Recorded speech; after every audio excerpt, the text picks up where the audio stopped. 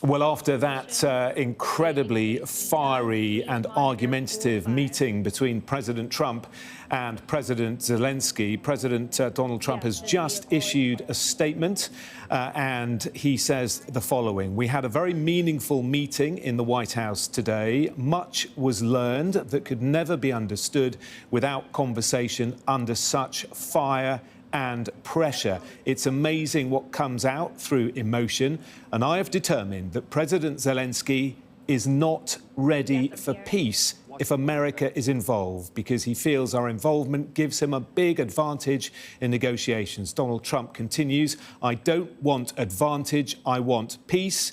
He disrespected the United States of America in its cherished Oval Office.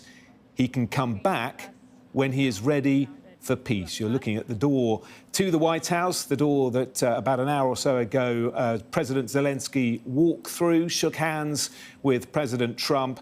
They then spoke for 50 minutes and it was incredibly heated, argumentative, tense and fiery. J.D. Vance and Donald Trump telling Zelenskyy his comments were very disrespectful.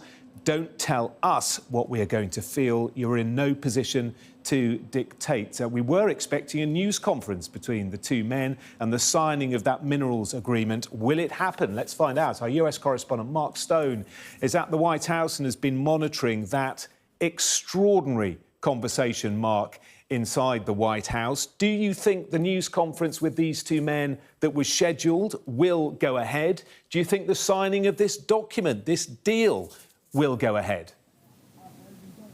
No and no, Jonathan. This is an utterly extraordinary day here at the White House. The Ukrainian president's vehicle has just pulled up at the West Wing. You can see it behind me there, and he is expected to leave shortly.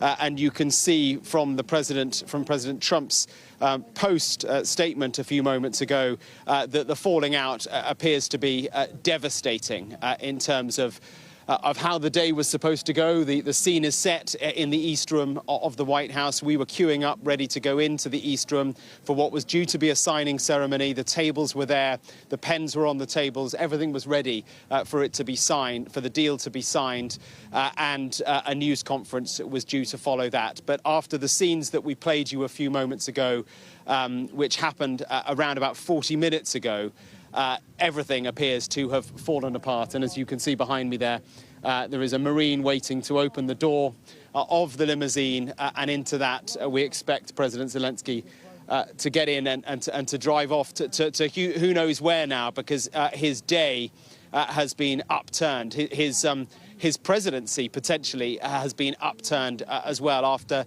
a shouting match in the Oval Office. I can't remember, and I'm sure historians will be pouring their books to remember a time when we have seen such scenes in such a room, in the Oval Office of the West Wing of the White House.